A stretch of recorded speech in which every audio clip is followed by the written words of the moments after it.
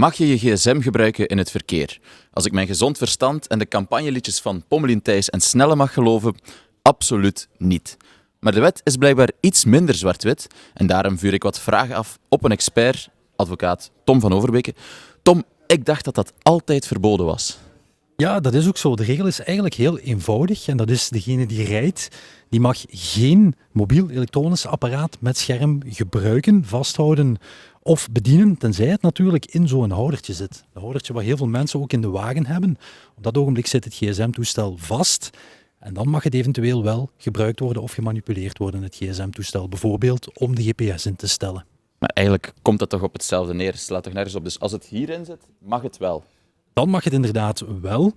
Of bijvoorbeeld bellen met oortjes of een carkit. Heel veel auto's hebben tegenwoordig ook een ingebouwd systeem met een scherm. Dat is eigenlijk allemaal wel mogelijk. Maar je mag dus de gsm niet los in de hand hebben, vasthouden of manipuleren tijdens het rijden. Tijdens het rijden. Dus als je stilstaat, ik zeg maar iets voor een rood licht in de file, dan mag je je gsm vastpakken. Nee, absoluut niet.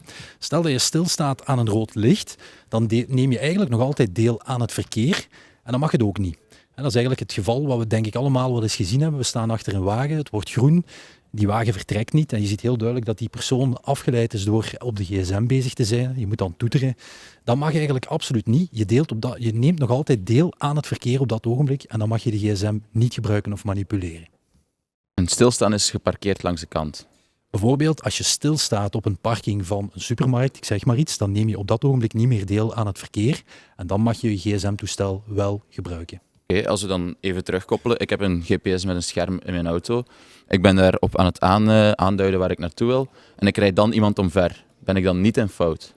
Dan ben je inderdaad wat het gsm-gebruik betreft niet in fout. Want jouw gsm zit op dat ogenblik vast in een houdertje en je manipuleert het. Geen enkel probleem.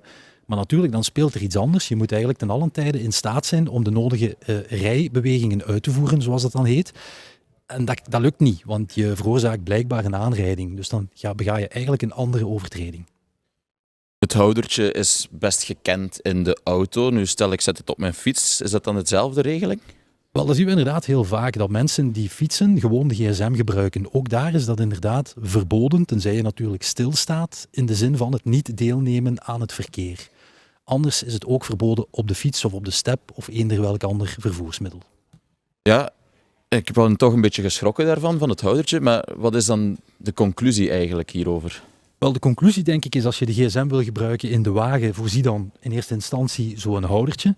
Stel eventueel, als je een lange verplaatsing hebt, stel je GPS op voorhand in, zodanig dat je er niet aan moet komen tijdens de autorit. En hou je handen af van de gsm en hou de blik gericht op de weg. Blijven focussen op de weg. Blijven focussen op de weg. Dat ga ik toch vooral onthouden. Alle uitleg van onze expert kan je natuurlijk lezen in de HBVL-app.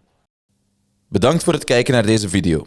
Wil je de uitleg van onze expert nog eens nalezen? Dan kan dat in de HBVL-app.